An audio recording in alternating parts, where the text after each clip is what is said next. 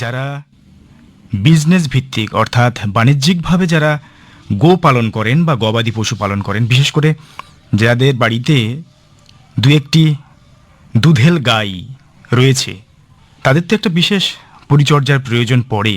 সেখান থেকে কিছুটা আর্থিক উপার্জনও করেন।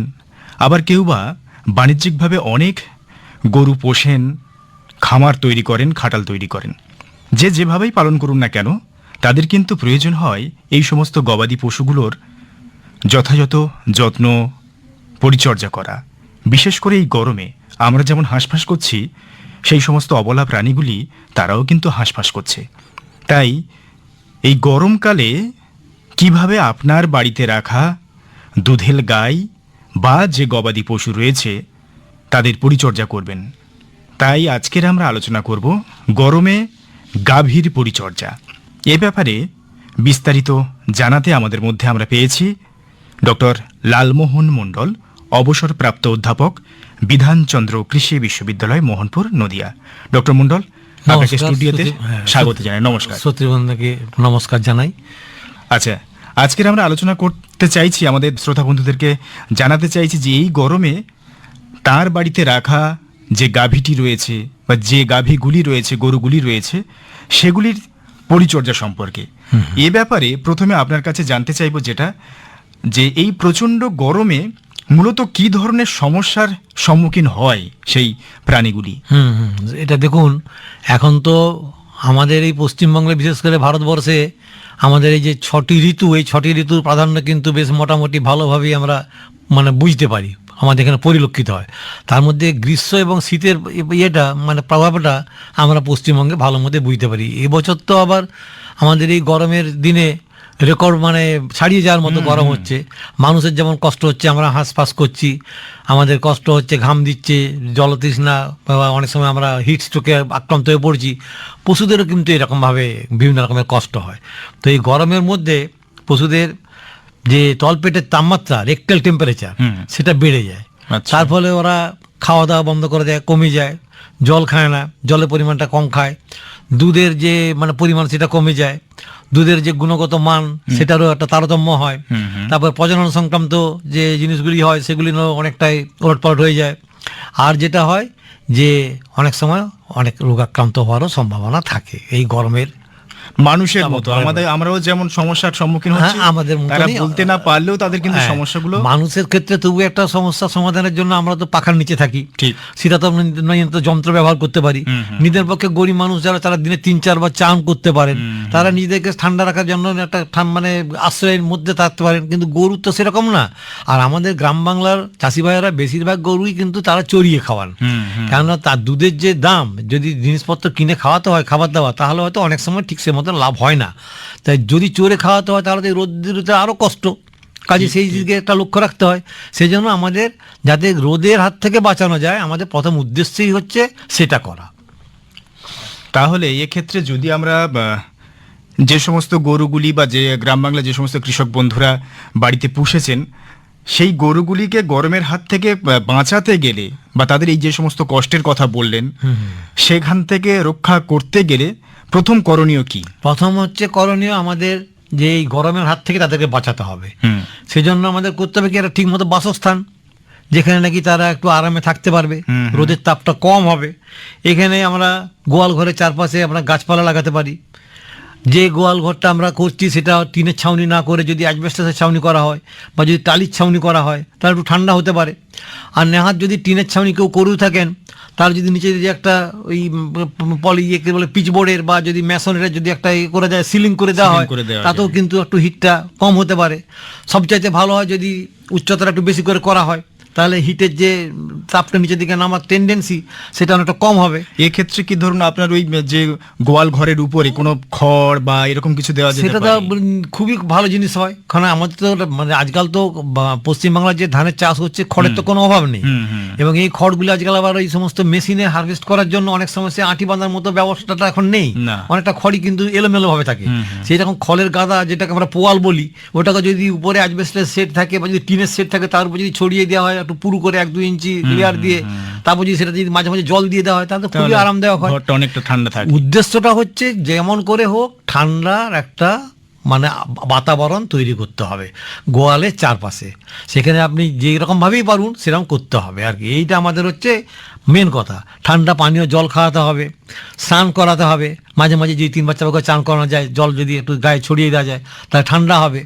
আর হচ্ছে কি আপনার গোয়াল ঘরে পারলে চটের পর্দা টাঙিয়ে দিতে হবে, যেগুলো জানলা টানলা বড় জানলা আছে, বা আজকাল খড়ের খসখসি আমরা বলি সেরকম যদি টাঙিয়ে দেওয়া যায়, মাঝে মাঝে যদি জল দিয়ে ভিজিয়ে দেওয়া যায় তাহলে কিন্তু গোয়াল ঘরটা অনেক ঠান্ডা থাকতে পারে। ঠান্ডা থাকবে। আর যারা ব্যবসায়িক ভিত্তিতে শঙ্কর জাতের গরু পালন করছেন তারাকে আমরা একটা পরামর্শ দিয়ে থাকি যে তারা যেহেতু ব্যবসায়িক ভিত্তিতে করছেন সেখানে কিন্তু একটু পেডিস্টাল ফ্যানের ব্যবস্থা রাখতে পারলে ভালো হয়।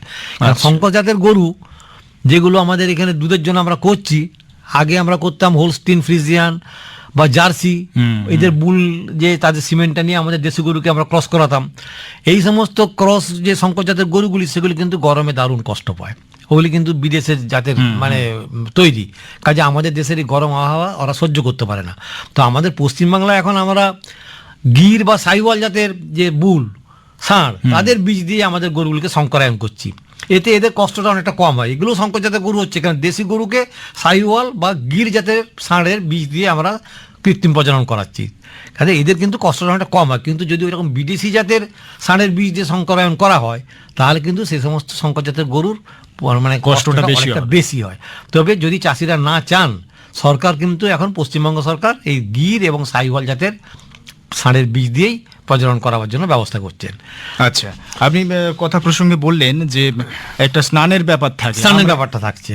আমরা যেমন মানুষের যখন গরম হচ্ছে প্রয়োজনে দিনে 2 থেকে 3 বার কখনো কখনো স্নান করছি, এই ক্ষেত্রে প্রাণীদের মানে বিশেষ করে গরুগুলোকে কতবার করানো দরকার? অন্তত কম করে 2-3 বার করাতে পারলে ভালো হয়। সকালে একবার আমরা যখন গরু মানে দুধ দোয়াই করি সাধারণভাবে একটু পরিষ্কার পরিচ্ছন্ন করতে হয়, তাহলে তো পালানে বা বাটে যদি গোবর টোবর লেগে থাকে সেগুলো দুধের মধ্যে এসে গেলে দুধটা নষ্ট হয়ে যাওয়ার সম্ভাবনা থাকে। কাজে সকালবেলা একবার ভালো করে, আগে সাধারণত পিছন ধারটাই পরিষ্কার করা হতো, সেই সময় যদি একটু 8টা সাড়ে 8টার সময় যদি গায়ে জল দিয়ে দেওয়া হয় তাহলে একটু ভালো হয়। আবার দুপুরবেলার দিকে একবার দিয়ে দেওয়া হলো, তখন তার দুধ দোয়ানোর কোনো ব্যাপার নেই, তখন একটু পরিষ্কার করা অতটা ঝামেলা থাকছে না, শুধু একটু গায়ে জল দিয়ে একটু পরিষ্কার করে দিলেই হলো, ব্রাশ দিয়ে ঘষে দিলে আরও ভালো হয়। আর বিকেলের দিকে 4টা সাড়ে 4টার সময় যখন আবার সন্ধ্যের দিকে দুধ দোয়ানো হবে তার আগে একবার পরিষ্কার করে নিলে ভালো হয়, অন্তত 2 থেকে 3 বার আর কি। এই ক্ষেত্রে কি গরুর কোনো সমস্যা হতে পারে? কোনো সমস্যা হবে না, কারণ গরমের দিনে আমরাও তো 2-3 বার করে চান করছি, মানুষেরও 2-3 বার চান করছে, কোনো সমস্যা হচ্ছে না। কাজে এখানে গরু কোনো সমস্যা হওয়ার কোনো কথাই নেই। আর গরু ইচ্ছে করলে গা ঝেড়ে ফেলতে পারে, জল ঝেড়ে ফেলতে পারে, কাজে সেটা কোনো মানে অসুবিধা হলে ওরা ঝাপট দিয়ে দেয়, কাজে সেটাতে কোনো অসুবিধার কথা নয়, এতে বরঞ্চ ওরা আরাম পাবে ঠান্ডা জল পেলে। আর আরেকটা যেটা ধরুন আমরা গরম থেকে বাঁচতে কখনো কখনো ঠান্ডা পানীয় যেমন খাচ্ছি বা মিনারেল কিছু খাচ্ছি, এই ক্ষেত্রে কি এই গবাদি পশুগুলোকে খাওয়ানো যেতে পারে? হ্যাঁ, সেটা আমি বলতাম। এরপরে আমার তো প্রথমত হলো হচ্ছে গরমের হাত থেকে বাঁচানো, দ্বিতীয়ত আমার যে জিনিসটা দিকে লক্ষ্য দিতে হচ্ছে সেটা হচ্ছে আমার খাদ্যের গুণগত মানের দিকে লক্ষ্য দিতে হবে। হ্যাঁ, এটা একটা, এই খাদ্যের গুণগত মানের দিকে লক্ষ্য দেওয়ার মানেই প্রথম হচ্ছে আমরা কাঁচা ঘাস খাওয়ানোর কথা বলি, রোজ কিছুটা কাঁচা ঘাস বা সাইলেজ মানে হচ্ছে যে কাঁচা ঘাসকে ওই মাটির ভিতরে বা গর্ত করে সেই সিমেন্টের পিটের মধ্যে রেখে দেওয়া, যেটা নাকি কিছুদিন বাদে 2-3 মাস বাদে হলদে হয়ে যায় এবং কাঁচা ঘাসের মতনই সেটা খাওয়ানো যায়। বা নিদেন পক্ষে যদি শুকনো ঘাস মানে ড্রাই আর কি সেটা আমরা যদি খাওয়াতে পারি তাহলে কিন্তু গরুর একটা মানে ওই কষ্টটা অনেকটা কম হয়। পানীয় জল তো খাওয়াতেই হবে যেটা আমি বললাম। আর রাতের দিকে মানে ঠান্ডা পড়লে তখন এই দানা জাতীয় খাবারগুলো খাওয়ানোর জন্য বলে থাকি। আচ্ছা, দানা জাতীয় খাবার তো গরুকে খাওয়াতেই হবে। আর ভালো মতো ঘাস যদি না থাকে, যারা গ্রামের দিকে যে সমস্ত চারণভূমি আছে, তাহলে এখন তো চারণভূমিতে এমনিতেই জল পাচ্ছে না, শুকিয়ে যাচ্ছে ঘাস, তাহলে শুকনো ঘাসের মুখের উপর যদি গরু আঁচড় কাটে সে মাটিটাই খাবে, আর কিছু খাবার জিনিস পাচ্ছে না। তাহলে সেই রকম যদি চারণভূমি থাকে যেখানে নাকি ভালো মতো ঘাস নেই, সেরকম চারণভূমিতে এখন না চালানোই ভালো। আর সকাল 7টা থেকে 9টা পর্যন্ত যদি ভালো ঘাস থাকে চড়তে দিতে হবে, বিকেল 4টা থেকে আবার সন্ধ্যে 7টা পর্যন্ত। 11টা থেকে 5টা পর্যন্ত এই গরমের মধ্যে যেমন আমরা মানুষকেও বারণ করছি রাস্তাঘাটে বেরোতে, তেমনি প্রাণীদেরও কিছু করা চলবে না।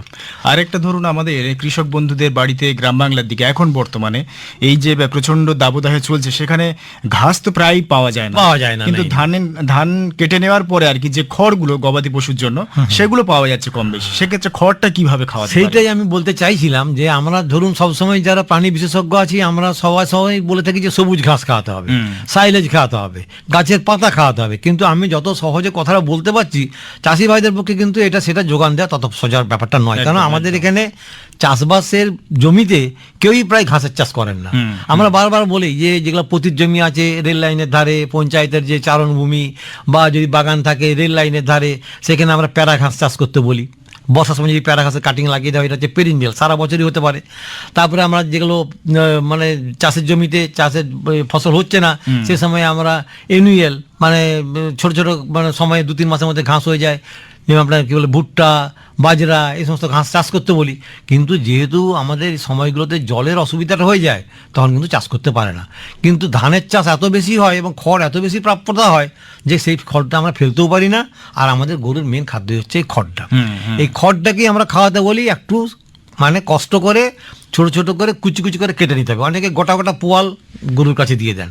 এতে খেতে গেলে কিন্তু গরুটা যখন চিবিয়ে চিবিয়ে যখন গিলতে যাচ্ছে, তাহলে কিন্তু তার ওই যে এসোফেগাস বা যে খাদ্য নালী, তার ভিতরের নালীগুলো কিন্তু ছিঁড়ে যেতে পারে, ঘষা খেয়ে যেতে পারে। কাজে আমরা বলি ছোটো ছোটো 1 থেকে 2 ইঞ্চির মধ্যে মেশিনে কেটে নিতে পারে ভালো, তার অন্তত বটিতে কেটে নিয়ে এটাকে সারা রাতে জলে ভিজিয়ে রাখতে হবে। জলে ভিজিয়ে রাখার জন্য আমরা আগে বলতাম কি ড্রামের মধ্যে জল দিয়ে সেটাকে ভিজিয়ে রাখো, নিচের দিকে একটা ফুটো করে রাখবে, সেখানে একটু ন্যাকড়া দিয়ে বন্ধ করে রাখতে হবে, দিয়ে জলটা বের করে দিতে হবে, ড্রেন করে দিতে হবে। কিন্তু এখন আরো সহজ রাস্তা এসে গেছে। আলুর যে বস্তাগুলো, নাইলনের যে বস্তাগুলো, নাইলনের বস্তা, এর মধ্যে যদি কুচি কুচি করে খড়টাকে কেটে যদি ভরে দেওয়া যায়, আর সারা রাত্রি যদি পুকুরের জলের মধ্যে একটা পাথর চাপাতে যদি ভিজিয়ে রাখা যায়, তাহলে সারা রাত্রি অটোমেটিক্যালি জলটা ওর মধ্যে ঢুকে ওটা ঘাস সহজে নরম হয়ে যাবে। এতে হবে কি, খড়ের মধ্যে একটা বিষাক্ত পদার্থ থাকে অক্সালেট। যেমন মাটির বাড়িতে খড়ের ছাউনি থাকলে বর্ষার দিনে জল পড়লে প্রথমে যেন গরুর পেচ্ছাপের মতো একটা হলদে রঙের একটা জল বেরোয়, ওই হচ্ছে অক্সালেট। এই অক্সালেটটা গরুর পাকস্থলীতে গেলে ক্যালসিয়ামকে বাইন্ড করে দেয়, ক্যালসিয়াম অক্সালেট হয়ে সেটা শরীরে কাজে লাগে না, দুধ কমে যাবে। সেই জন্য আমার জলে যদি ধুয়ে যায় তাহলে ওই আপনার অক্সালেটটা বেরিয়ে গেল, আর খড়টা নরম হয়ে গেল, গরু একবার চিবিয়ে খাবে, আবার একবার উদ্গীরণ করে তাকে জাবর কাটবে, দিয়ে আবার ভিতরে পাঠাবে। এই যে নরম জিনিসটা যত সহজে সে চিবোতে পারবে, হজম করতে পারবে, ভিতরে ঢোকাতে পারবে, শুকনো খড় হলে কিন্তু তার পক্ষে অনেকটাই কষ্ট হবে, ঠিক, এবং তাতে অনেকটা শক্তিও নষ্ট হবে। কাজে আমি খড়টাকে ভিজিয়ে তার মধ্যে জল ঢোকালাম, শরীরের মধ্যে জলের পরিমাণ গেল, এবং চেবানো, উদ্গীরণ করা, আবার তাকে জাবর কাটার জন্য যে পরিমাণ শক্তি লাগতো সেই শক্তিটাও কিন্তু অনেকটাই কম লাগবে, এটা আমরা বলতে পারি। সেই জন্য আমরা বলি যে গরমের দিনে নয়, সারা বছরই এই খড়টাকে জলে ভিজিয়ে নরম করে তারপরে গবাদি পশুকে, বিশেষ করে গরুকে, গাই গরুকে, দুধেল গরুকে খাওয়ানো উচিত। দুধেল গরুর যে শক্তিটা পাচ্ছে সেটা দুধ প্রোডাকশনে কাজে লাগুক, অন্য প্রোডাকশনে যেন না যায়, এই হচ্ছে উদ্দেশ্য। কাজে এইটা কিন্তু আমাদের খেয়াল রাখতে হবে। আর একটা আপনি যেটা বললেন যে রাত্রের দিকে দানা শস্য খাওয়ানোর ব্যাপারটা, এই দানা শস্যের ব্যাপারটা কিরকম? আচ্ছা, দানা শস্য আমরা বলে থাকি সাধারণভাবে চাষি ভাইরা নিজেরাই, যারা গরু পালন করছেন তারা নিজেরাই দানা শস্য বাড়িতে বানিয়ে নিতে পারেন। তার একটা ফর্মুলাও আমরা সবসময় বলে থাকি যে কোনো ধরনের মানে খৈল, বাদামের খোল, তিলের খোল, তিসির খোল, সর্ষের খোল, সূর্যমুখীর খোল, আজকাল যত রকমের তেল তত রকমের খোল, সেই খোল 25 থেকে 35 ভাগ। আর যে কোনো দানা জাতীয় খাদ্য, ভুট্টা, গম, জব, আমাদের এখানে খুদ চাল পশ্চিমবাংলায় যেখানে যেরকম পাওয়া যায়, গম ভাঙা, সেগুলো হচ্ছে এরকম 25 থেকে 35 ভাগ। এবার হচ্ছে চালের উপজাত কুড়ো, গমের উপজাত, গমের ভুসি, সেগুলো হচ্ছে আপনার 10 থেকে 30 ভাগ। আর ডালের উপজাত মুসুর ডাল, মুগ ডাল, ছোলার ডাল, বিউলির ডাল, এদের যে খোসাগুলো তার সঙ্গে ভাঙা ডাল, সেগুলো হচ্ছে আপনার 5 থেকে 20 ভাগ। এর সঙ্গে 1 কেজি হচ্ছে মিনারেল মিক্সচার, খনিজ লবণ, 1 কেজি হচ্ছে আপনার এমনি ধাতব লবণ দিয়ে আমরা যেটা সল্ট খাই, দিয়ে একটা 100 কেজি খাবার তৈরি করে সেটা আমরা খাওয়াতে বলি। তো এখন আমরা গরমের দিনে বলছি এই কুড়ো জাতীয় পদার্থ বা এই যে গমের ভুসি আমরা সস্তা করার জন্য একটু বেশি পরিমাণে খাওয়াই। আমরা যেটা নির্দিষ্ট পরিমাণে বলছি, চাষি ভাইয়েরা কিন্তু এর থেকেও বেশি পরিমাণে মিশিয়ে দেয়, কারণ তাদের কাছে ওইটাই হচ্ছে সহজে পাওয়া যাচ্ছে কম দামে। দানা শস্য আমি বলছি একটু বাড়িয়ে দিতে, কিন্তু দানা শস্যের দাম বেশি পড়ে যাচ্ছে। কিন্তু এই গরমের দিনে ওই দামের কথা ভাবলে কিন্তু হবে না, তাতে কিন্তু গরুর পেট খারাপ হয়ে যাবার ভয় থাকে। কাজে সেই ভুসি জাতীয় বা কুড়ো জাতীয় এই পদার্থগুলোকে একটু কমিয়ে যদি দানা জাতীয় পদার্থটা একটু বাড়ানো যায়, সস্তা করা যায়, যেখানে যেরকম ভুট্টার দাম তো অনেক বেশি, ভুট্টা বললেই তো হবে না, আমাদের এখানে খুদ চাল পাওয়া যায়, বাজরা পাওয়া যায়, জব পাওয়া যায়, বার্লি পাওয়া যায়, যে রাজ্যে যেটা পাওয়া যায় সেখানে সেটা কিন্তু আমাদের ব্যবহার করতে হবে। আর ওই দানা জাতীয় খাদ্যটা যেটা আমরা দেবো সেটা আমরা বলি এটা রাতের দিকে দিতে হবে। আমরা সাধারণভাবে বলে থাকি, যেমন একটু খড়ের কথা একটু আমরা আগে জিজ্ঞাসা করলেন, খড় আমরা বলে থাকি যে দেশি গরুর ক্ষেত্রে হচ্ছে 4 কেজি খড় খাওয়াতে হবে ডেলি, আর শঙ্কর জাতের গরুর জন্য হচ্ছে 4 থেকে 6 কেজি। দেশি গরু বলতে কিন্তু আমাদের এই রাস্তাঘাটে চড়ে খাচ্ছে এই গরু নয়, সাইওয়াল, হরিয়ানা, রেড সিন্ধি, গির যেগুলো বললাম ভারতীয় উন্নত প্রজাতি, এই জাতের গরুগুলির কথা বলছি। সেক্ষেত্রে 4 কেজি সেইতে 4 কেজি খড়, ওই ভেজানো খড় ওইটাকে ওইরকম আগে 4 কেজি শুকনো খড়টা ওজন করে নিতে হবে, ভেজানো খড় কিন্তু 4 কেজি নয়, তার মধ্যে কিন্তু জল ঢুকে গেছে, আচ্ছা। কাজে সেটা কিন্তু অনেকটা ওজনে বেড়ে যাবে। জল বাদে 4 কেজি, আর এই হচ্ছে শঙ্কর জাতের জন্য 4 থেকে 6 কেজি। এবার দানা জাতীয় খাবার আমরা যেটা বললাম, দেশি গরুর ক্ষেত্রে হচ্ছে ডেলি অন্তত শরীর রক্ষার জন্য 1 কেজি করে দিতে হবে, আর এই শঙ্কর জাতের গরু এদেরকে 2 কেজি করে দিতে হবে। এবার দুধের জন্য আমরা আলাদা দিতে হবে, সেই দুধের জন্য হচ্ছে দেশি গরুর জন্য আমরা বলি প্রতি 2 কেজি দুধের জন্য 1 কেজি দানা খাবার, আর শঙ্কর জাতের গরুর জন্য হচ্ছে প্রতি 2.5 কেজি দুধের জন্য 1 কেজি দানা খাবার। গরুর পেটে বাচ্চা থাকতে পারে, গাভীন হতে পারে, যদি দেশি গরু হয় তাহলে 5 মাসের বেশি যদি গাভীন হয় সেখানে 1 কেজি 125 গ্রাম বা 1 কেজি 250 গ্রামের মতো দানা খাবার অতিরিক্ত দিতে হবে। আর যদি শঙ্কর জাতের গরু হয় 5 মাসের বেশি গাভীন হলে 1 কেজি 750 গ্রাম দিতে হবে। সেক্ষেত্রে তাহলে কি ধরুন আপনার একটা গরুর কথা যদি আমি দেশির কথা ধরি, ধরুন 4 কেজি খড় দিতে হচ্ছে, আবার দানা শস্যও দিতে হচ্ছে, 1 কেজি দানা শস্য শরীর রক্ষার জন্য, শরীর রক্ষার জন্য প্রতি 2 কেজি দুধের জন্য আরো 1 কেজি দানা খাবার। এবার যদি তাহলে 5 6 কেজি হলো। হ্যাঁ, 5 মাসের বেশি যদি গাভীন হয়ে যায় তাহলে তখন কিন্তু আরো আবার 1 কেজি থেকে 1.5 কেজি দানা তাহলে খাবার দিতে সেক্ষেত্রে হবে। কি ডেলি একটা গরুর ক্ষেত্রে 7 থেকে 8 কেজি 4 কেজি খড় খাচ্ছে, বাকিটা 3-4 কেজি দানা খাবার খাচ্ছে। এইখানেই প্রশ্নটা হচ্ছে যে এই দানা জাতীয় খাবার খাওয়াতে গেলে কিন্তু দাম অনেকটা বেশি পড়ে যায়। দুধের দাম শহরের দিকে যা আছে, গ্রামের দিকে কিন্তু দুধের দামটা এরকম পাচ্ছে না চাষি ভাইয়েরা। গ্রামের দিকে তো চাষি ভাইয়েরা গরুর চাষ বেশি করেন, তারা কিন্তু দামটা পাচ্ছেন না। সেখানে আমরা বলে থাকি যে এই যে আপনি দানা খাবার এত খাওয়াচ্ছেন, এই না খাইয়ে যদি আপনি 10 কেজি যদি কাঁচা ঘাস খাওয়ান তাহলে তার পরিবর্তে 1 কেজি দানা খাবার আপনি কম দিতে পারেন। প্রতি 10 কেজি কাঁচা ঘাস ইজুকাল টু 1 কেজি দানা খাবার। কাঁচা ঘাসের দাম কিন্তু অনেক সস্তা।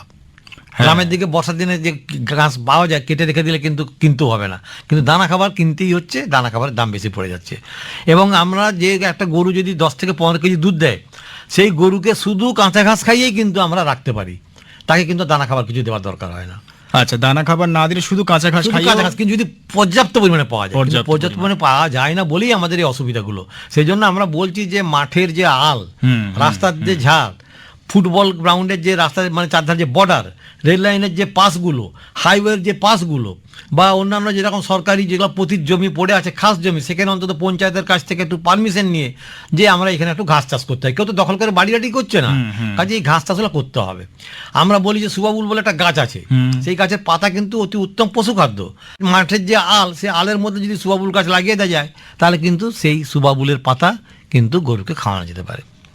তার মানে যে সমস্ত কৃষক বন্ধুদের ক্ষেত্রে দানা শস্য কেনাটা একটা সমস্যার বিষয় আছে, তারা চাইলে তাদের যেটুকু জমি রয়েছে সেখানে ঘাস চাষ কিছুটা ঘাস চাষ করতেই হবে। আর যেটা আমি বললাম পুকুরের পাড়ে ওখানে যদি প্যারা ঘাস লাগিয়ে দেওয়া যায় সেটা সারা বছর লতি হবে, আর বর্ষার দিনে বৃষ্টি পেলে সে ফলন অত্যন্ত বেশি হবে।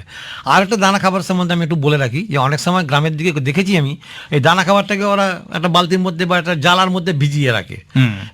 মানে আজকে ভিজিয়ে রাখলো 2-3 দিন ধরে খাওয়াচ্ছে, পচে যায় অনেক সময়। এই পচে গেলে কিন্তু সেই পচা দানা খাবার যদি খড়ের সাথে মিশিয়ে খাওয়ানো হয়, যেটাকে আমরা বলি জাব খাওয়ানো, তাহলে কিন্তু গরুর পেট খারাপ হওয়ার সম্ভাবনাটা বেড়ে যাচ্ছে। টাটকা খাওয়াতে হবে, টাটকা খাওয়াতে হবে। আজই ভিজালেন আজকেই খাওয়াবেন, এইটাকে আবার কালকের জন্য আপনি কম পরিমাণে ভেজান, যেটুকু লাগছে রোজ ভিজিয়ে খাওয়াবেন। এই আরেকটা জিনিস চোখে পড়েছে ব্যক্তিগতভাবে আমার, কখনো গ্রামের দিকে গিয়ে দেখলাম যে গরুগুলোকে ভাতের মাড় খাওয়ানোর একটা প্রবণতা খুব ভালো জিনিস। ভাতের ফ্যানটা ফেলে দিলে অনেকটাই জিনিসটা নষ্ট, কেন ওটাতে কার্বোহাইড্রেট তো বেশি থাকছে না। আমরা ভাতের মধ্যে যেটুকু খাচ্ছি, ভাতটা কিন্তু আমরা ছিবড়াটাই খাচ্ছি, যেটুকু থাকছে সেটুকু কিন্তু মাঠটার মধ্যেই থাকে। আপনি দেখবেন আমাদের দেশের আদিবাসী ভাইয়েরা তারা কিন্তু মাঠটা কোনোদিন ফেলে দেয় না, মাড় ভাত তারা সুন্দর একসঙ্গে খেয়ে নেয়, আলু সেদ্ধ একটু বা কোনো একটা তরকারি দিয়ে খেয়ে নেয়। এই মাড়ের মধ্যে কিন্তু আসল জিনিসগুলো থাকে। তাহলে আমরা কিন্তু গ্রামের দিকে বাছুরকে কিন্তু আমরা মাড় খাওয়াতে দেখেছি, একটু নুন দিয়ে মায়েরা খাওয়ায়। তো সেই মাড় যদি ফেলে দেওয়া হয় সেটা কিন্তু আমরা একটা নষ্ট করছি, কাজে এই মাড়টাকে ফেলে না দিয়ে গরুকে খাওয়ালে খুবই ভালো। অনেকে আবার এই মাড়ের সাথে তরকারির উপজাত কুড়ো এটা দিয়ে সেটাকে একটু গরম করে ফুটিয়ে সেটা কিন্তু খাওয়া খুব ভালো প্রসিডিওর, কোনো খারাপ কিছু নেই। কিন্তু দেখতে হবে যেন ওই কুড়ো জিনিসগুলো যেগুলো খাওয়ানো হচ্ছে পচে না যায়, 2 দিন ধরে না রেখে এটা টাটকা খাওয়া। বেশ, আরেকটা অন্য প্রসঙ্গে আসি, যেটা হচ্ছে গরমের সময় এই প্রজননের সংক্রান্ত কিছু একটা সমস্যা দেখা না। এখানে আমি আরেকটা কথা বলতে আমরা মানে বাকি থেকে গেল, সেটা হচ্ছে আমরা গরমের সময় আমরা যেমন ORS খাচ্ছি বা আমরা নিজের পক্ষে ঘরের মধ্যে একটু নুন চিনির জল করে খাচ্ছি, আমরা কিন্তু গরুকে গুড় জল খাওয়াবার পরামর্শ দিয়ে থাকি। গুড় জল, নুন জল এটা খাওয়ালে কিন্তু এর মধ্যে ইনস্ট্যান্ট এনার্জিটা অনেকটা বেড়ে যায়। কেন অনেক সময় খেতে পাচ্ছে না, খাওয়ার রুচি নেই গরমের মধ্যে, যেটা আমরা খাই না। সেই জন্য আমরা বলি কি চিটে গুড় যদি গরুকে একটু গরম জলের সাথে মিশিয়ে তারপরে খাওয়ানো যায়, সেটা কিন্তু উপকার হয়। তাই আমরা মোটামুটি বলি, গ্রামের দিকে আমরা দেখেছি এর কোনো নির্দিষ্ট মাপ কোথাও নেই। আমরা বলি থেকে যে 500 গ্রাম করে যদি গুড়, চিটে গুড় যেটা ঝোলা গুড় টিনের মধ্যে, এটাকে নিয়ে ঠান্ডা জলে গুলতে গেলে কিন্তু গুলবে না। ওই পাত্রে বালতি বা মানে যে হাড়ির মধ্যে যদি ঢেলে যদি হাতে করে গোলা যায়, তার নিচে কিন্তু সেডিমেন্টেশন থেকে যায়। সেই জন্য একটু ঈষৎ উষ্ণ জলের মধ্যে 2 লিটার জলের মধ্যে ওই একটু গুড়টাকে হাতে করে দিয়ে ভালো করে গুলিয়ে টিয়ে নিয়ে তার সঙ্গে আরও 3-4 লিটার জল মিশিয়ে সামান্য 1 মুঠো লবণ দিয়ে যদি গরুকে খাওয়ানো যায় এই গরমের সময় প্রত্যেক দিন আমরা যেটাকে ওআরএস খাই, তাহলে কিন্তু ওটা ওদের একটা খুব ভালো কাজের কাজ করবে। যদি কোনো ডেফিসিট থাকে। আর ঝোলা গুড়ের মধ্যে অনেক মিনারেলসও আছে, খনিজ লবণ। সেই খনিজ লবণগুলো কিন্তু ওদের দুধ বাড়ার ক্ষেত্রে অনেকটাই সাহায্য করবে। বেশ, হ্যাঁ, যেটা বলছিলাম যে প্রজনন সংক্রান্ত যে সমস্যা, হ্যাঁ, প্রজনন সংক্রান্ত সমস্যাটা গরমের মধ্যে হচ্ছে কি, দেখুন গরু তো সাধারণভাবে মাসে 1 বার করে গরম হয়। গরম হলে তারা ডাকে, বেলোয়িং আমরা বলি, মিক্সচুরেশন, ঘন ঘন পেশাব করতে থাকে, জনিদার দিয়ে সাদা রকমের সাদা ন্যানসালি কাটতে থাকে। এগুলো হচ্ছে তার লক্ষণ। একটা গরুর উপরে ঝাঁপিয়ে উঠতে করে, মানে চেষ্টা করে।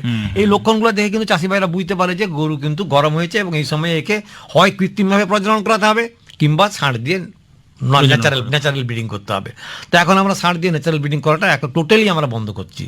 আমরা অ্যাডভাইস করি যে না, প্রত্যেকটা ব্লকেই এখন পশ্চিমবঙ্গ সরকারের তরফ থেকে ব্লকের যে প্রাণী স্বাস্থ্য বিভাগ আছে তারা কিন্তু কৃত্রিম প্রজননের ব্যবস্থা করেছে। ন্যাচারাল ব্রিডিং করলে হয়টা কি, অনেক সেক্সুয়ালি ট্রান্সমিটেড ডিজিজ আছে, ব্রুসেলোসিস। তাতে হয় কি, বাচ্চার অ্যাবর্শন হয়ে যায়, 2 মাসের বাচ্চাটা বাছুরটা বেরিয়ে গেল মায়ের পেট থেকে। তা এই যে একটা বেরিয়ে গেল, তাহলে সেই 2 মাসের তো পেছিয়ে গেল গরুটা। আবার তার কৃত্রিম প্রজনন কবে করাবে, কবে গরম হবে, তাহলে সে দুধ তো পাবে না। কাজে যদি আমরা এই জন্য আমরা বলি যে কৃত্রিম প্রজননটা করান, তাতে কিন্তু সেক্সুয়ালি ট্রান্সমিটেড যে ডিজিজ, যেগুলোকে আমরা বলি ভেনেরিয়াল ডিজিজ, সেইগুলোকে কিন্তু আমরা এড়িয়ে যেতে পারবো। সেই জন্য আমাদের করতে হবে কি, যে টিজার বুল দিয়ে, যেখানে যারা বেশি গরু চাষ করছে, আমাদের সরকারি ফার্ম কল্যাণীতে আছে, হরিণঘাটা আছে, সেখানে টিজার বুল যারা নাকি শনাক্ত করবে যে কোন গাভীটা গরম আছে, আচ্ছা, সেই রকম টিজার বুল দিয়ে সকালের দিকে কিংবা সন্ধ্যের দিকে যখন নাকি লো টেম্পারেচার, সেই সময় টিজার বুল দিয়ে ওরা শনাক্ত করে দেবে যে কোন কোন গাভীগুলো হিটে আছে, এবং সেই গরুগুলোকে সন্ধ্যের দিকে বা সকালের দিকে, আর্লি মর্নিংয়ে যখন ঠান্ডা থাকবে সেই সময় কিন্তু কৃত্রিম প্রজননটা অবশ্যই করাতে হবে। আমরা বলি সকালের দিকে গাভী গরম হলে সন্ধ্যের দিকে প্রজনন করাও, আর সন্ধ্যের দিকে যদি গাভী গরম হয় তাহলে সকালের দিকে প্রজনন করো। এই যে মানতে হবে, কারণ একবার যদি তার হিটটা আমরা মিস করে ফেলি, সময় মতো যদি প্রজননটা না করাই, তাহলে কিন্তু সেই গরুটা আবার 1 মাস বাদে গরম হবে। তাহলে 1 মাসের যে দুধটা লস হলো, সেই 1 মাসে গরুটা খাবে কিন্তু কোনো দুধ দেবে না। কাজে এইটার জন্য আমরা বলি যে টিজার বুল, যাতে একটু কম বয়সী টিজার বুল দিয়ে ঠিকমতো শনাক্তকরণ করা যায় সেটা দেখতে হবে, এবং সেই জন্য আমাদেরকে এটা সকাল এবং সন্ধ্যের মধ্যে কৃত্রিম প্রজননটা করাতে হবে। আচ্ছা, আর একটা যেটা হচ্ছে যে ধরুন গোয়াল ঘরের একটা পরিচ্ছন্নতা ব্যাপার তো থেকেই থাকে। খুব ভালো কথা বলেছেন আপনি, এটা পরিচ্ছন্নতা রাখতেই হবে। কারণ এমনিতেই গোয়াল ঘরে গরুর মানে প্রস্রাব, গরুর যে মানে গোবর, সেগুলো পরে মেঝেগুলো একটু নোংরা হয়ে যায়। তো এখন গরমের সময় তো আরও রোগ ছড়িয়ে যাওয়ার সম্ভাবনা থাকে। সেজন্য আমরা বলি যে প্রত্যেক দিন অন্তত ভালো করে ঝাঁটা দিয়ে, নারকেল ঝাঁটা দিয়ে, বেশ পরিষ্কার জল দিয়ে, পরিষ্কার জল নয়, এখানে তো জলটা তার কোনো জীবাণুর কোনো ব্যাপারটা নেই, জল দিয়ে ভালো করে গোয়ালঘরটা পরিচ্ছন্ন করে রাখতে হবে। আর অন্তত সপ্তাহে একটা দিন ফিনাইল দিয়ে ধুয়ে দিতে হবে, বা ব্লিচিং পাউডার ফিনাইল দিয়ে ধুয়ে ব্লিচিং পাউডার মাঝে মাঝে ছড়িয়ে দিতে হবে, যাতে নাকি ওই যে ইউরিনের যে গন্ধ, সেখান থেকে একটা অ্যামোনিয়ার গ্যাস হয়, সেই অ্যামোনিয়ার গ্যাসটা যেন না হয়, আর কোনো রকমের যেন সেখানে মানে ভেজা ভাবটা যেন না থাকে। তাহলে ওর মধ্যে কিন্তু অনেক রকমের প্যারাসাইটের গ্রো করতে পারে, এবং সেই সমস্ত প্যারাসাইটের ইনফেকশন হলে তাহলে কিন্তু গরুরও অনেকটা ক্ষতি হতে পারে। কাজে সেই জন্য আমরা বলি যে কোনো রকমেই গোশালা যেন অপরিচ্ছন্ন না, ভেজা যেন না থাকে, ভেজা থাকবে না। সেই জন্য জানালা দরজা যেগুলো আমরা বলি সেগুলো খুলে দিতে হবে। গরমের দিনে চটের পর্দা থাকলে সেগুলোকে ভেজাতে হবে, সেগুলো দুপুরবেলা ভেজাতে হবে, কিন্তু রাত্রিবেলায় সকালবেলায় আমাদের এগুলোকে খুলে দিতে হবে। আর একটা আমি সাধারণভাবে বলতে থাকি, সেটা আমরা বলে থাকি কিন্তু হয়তো অনেক সময় সম্ভব হয় না। ধরুন ওই যে মাঠের যে ফাঁকা জায়গা, খোলা আকাশের নিচে যদি চুরি হবার ভয় না থাকে গরুর, তাহলে কিন্তু যদি মাঠের মধ্যে খোলা আকাশের নিচে যদি রাত্রিবেলা শোয়ার ব্যবস্থা করা হয়, সেটাও কিন্তু খুব স্বাস্থ্যকর ব্যবস্থা। কারণ রাত্রিবেলা একটু ওয়েদারটা ঠান্ডা হয়, সবাই তো আর পাখা দিয়ে গরুকে ঠান্ডা করতে পারবে না। চটটা দিনের বেলায় করলো, রাত্রেবেলায় চটটা যদি ভিজায়, তাহলে সেখানে কে রাত্রেবেলা ঘুম ছেড়ে ভিজাতে যাবে? তাছাড়া হাওয়া চলাচল করবে না, গোয়াল ঘরটা শুকাবে না। কাজে রাত্রি 8:30 9টার পরে যদি গরুগুলোকে যদি খোলা আকাশের নিচে খুঁটি দিয়ে যেখানে দড়ি দড়ি বেঁধে রাখা যায়, এবং যদি চুরি হওয়ার ভয় না থাকে, তাহলে সেটাও কিন্তু একটা খুব ভালো ব্যবস্থা। আর একটা জিনিস যেটা প্রায়শই দেখা যায় যে গরুর গায়ে একটা এক প্রকার ওই আপনাকে যেটা গ্রাম বাংলা কথায় কেঁট বলা হয়, হ্যাঁ হ্যাঁ হ্যাঁ, এটা কি ওই গোয়াল ঘর অপরিচ্ছন্নতা থাকার গোয়াল কারণে? ঘর অপরিচ্ছন্নতা থাকার জন্য এটা হয়। এই যে গেটগুলো থাকে এটা হচ্ছে রক্ত শুষে খায় গরুর গায়ে থেকে, কাজে এটা যাতে না হয় সেটা লক্ষ্য রাখতে হবে। সেজন্য আমরা বলি, ওই যখন আপনাকে বলছিলাম যে গরুর গায়ে জল দিয়ে পরিষ্কার করে দিতে হবে, এক রকমের ব্রাশ Brush পাওয়া যায়, আছে। ব্রাশ, সেই ব্রাশটা দিয়ে যদি আমরা যেমন ওই যে প্যান্ট ঝাড়া ব্রাশ যেরকম ব্যবহার করি, ওই রকম ব্রাশ দিয়ে যদি একটু করে যদি আঁচড় কেটে দেওয়া যায় গরুর গায়ের মধ্যে, তাহলে কিন্তু ওই যেগুলো আমরা বলছি যে পোকা, আটুলি বা কেঁচ, যেগুলো। এগুলো কিন্তু আপনার সব পড়ে যাবে, এবং এগুলো যাতে পড়ে যায় সেটা লক্ষ্য রাখতে হবে। বেশ, আমরা প্রায় শেষের দিকে চলে এসেছি। শেষে একটি কথা আপনার কাছ থেকে জানবো, যেটা হচ্ছে যে রোগাক্রান্ত যাতে না হয় আমাদের গবাদি পশুগুলো, সে ব্যাপারে আপনার পরামর্শ কি? হ্যাঁ, সেটা হচ্ছে দেখুন, এই তো গরম তো চলে গেল বা চলে যেতে বসেছে, আর হয়তো 15-20 দিন কি 1 মাস আমাদের গরমের কষ্টটা পাবো, তারপরে কিন্তু আবার বর্ষা আরম্ভ হবে। এই গরমটা চলে যাওয়ার পরে যে বর্ষায় যখন বৃষ্টি আরম্ভ হবে, তখন কিন্তু বর্ষার সময় অনেকগুলো রোগ আছে গরুর, খুরুয়া বা এসো রোগ, তারপর আরো আপনার ভাইরাস জাতীয় রোগ অনেক রকম আছে। সেই জন্য এখন আমাদেরকে আগে থেকেই সতর্ক হতে হবে যে এই গরমটা চলে যাওয়ার সাথে সাথেই, বর্ষা পড়ার আগেই যেন আমরা আমাদের যে গরুগুলো আছে সেগুলো যেন আমরা ভ্যাকসিনেশন করে রাখি। আচ্ছা, এই যে আজকাল তো অনেক কম্বাইন্ড ভ্যাকসিন পাওয়া গেছে, 2-3টা রোগের জন্য একটাই ভ্যাকসিন আছে, সেই ভ্যাকসিনটা দিয়েও যদি আমরা দিতে পারি তাহলে কিন্তু আমাদের পয়সার দিক দিয়েও অনেকটা সাশ্রয় হয়, এবং আমাদের গরুগুলি কিন্তু আমাদের অনেকটাই মানে রোগাক্রান্তের হাত থেকে বাঁচতে পারবে। আর মনে রাখতে হবে যে যদি রোগাক্রান্ত হয়ে যায় তাহলে কিন্তু যদি আমরা চিকিৎসা করে বাঁচিয়েও ফেলতে পারি, কিন্তু গরুর দুধ প্রোডাকশনটা কমে যাবে। তাহলে গরু পালনের যেটা আমাদের মেন উদ্দেশ্য, যে সেখান থেকে আমাদের দুধ পাওয়া, সেই দুধটাই যদি আমাদের কমে গেল, তাহলে কিন্তু চাষি ভাই কিন্তু যেটুকু লাভ আশা করেছিলেন সেরকম লাভটা তিনি করতে পারবেন না। সেই জন্য আমরা সময় থাকতে নিকটবর্তী যিনি প্রাণী চিকিৎসক আছেন তার পরামর্শ অনুযায়ী যে ঋতুতে যেমন, শুধু গরমের দিন বলে নয়, বর্ষার দিন, শীতের দিন, যে ঋতুতে যেমন ভ্যাকসিনেশনের প্রোগ্রাম থাকে বা টিকাকরণের প্রোগ্রাম আছে, সেই টিকাকরণগুলি অবশ্যই আমাদের করে নিতে হবে। বেশ,